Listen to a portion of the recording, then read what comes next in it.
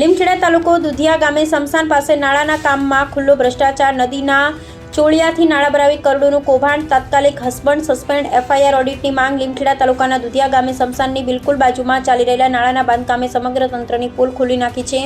સરકારના ગ્રાન્ટના નામે જાહેર નાણાંનું ખુલ્લેઆમ લૂંટણ ચાલુ થઈ રહ્યું છે. સ્થળ પરની હકીકત આંખે દેખ્યો પુરાવો. નાળાની બાંધકામમાં એકદમ હલકી કક્ષાનું મટીરિયલ વાપરવામાં આવી રહ્યું છે.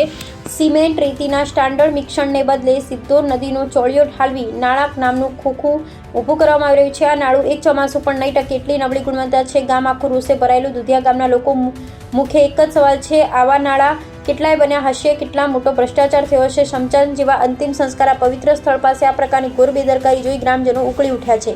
ગામ લોકોની એક જ માંગ છે, નાણાંનું સંચાલન કરતા જવાબદાર અધિકારીને તાત્કાલિક સસ્પેન્ડ કરવામાં આવે. સરકારી નાણાંનો દુરુપયોગ હવે કોઈપણ ભોગે ચલાવી લેવામાં આવશે નહીં. સ્પષ્ટ આક્ષેપ. ગ્રામ્ય કક્ષાએ આ જ પેટર્નથી કેટલાક નાણાં બનાવી કરોડોનો ભ્રષ્ટાચાર આચરવામાં આવ્યો હોવાની પ્રબળ આશંકા છે. જો સ્વતંત્ર એજન્સી દ્વારા કાયદેસર કડક ટેકનિકલ તપાસ થાય તો ભ્રષ્ટાચારનું મોટું નેટવર્ક બેનકાબ થશે.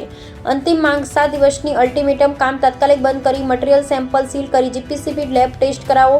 નાણાંનું કામ સંભાળતા જવાબદાર અધિકારીને તાત્કાલિક સસ્પેન્ડ કરી ભ્રષ્ટાચારની કલમો હેઠળ એફઆઈઆર નોંધો. દોષિત કોન્ટ્રાક્ટરને તાત્કાલિક બ્લેક લિસ્ટ કરી છેલ્લા 3 વર્ષમાં તાલુકા જિલ્લામાં મંજૂર થયેલ તમામ સામાન કામોનું થર્ડ પાર્ટી ઓડિટ કરાવો. હળવી તપાસ કે લોચા લપાથી હવે નહીં ચાલે. હડકમાં કડક કાર્યવાહી કરી સરકારી નાણાંનો દુરુપયોગ અટકાવો. જો 7 દિવસમાં નક્કર પગલાં નહીં લેવાય તો ગ્રામજનો સાથે મળી જિલ્લા કલેક્ટર કચેરી ખાતે ઉગ્ર ધરણા આંદોલન કરવામાં આવશે. જવાબદારી સંપૂર્ણપણે વહીવટી તંત્રની રહેશે.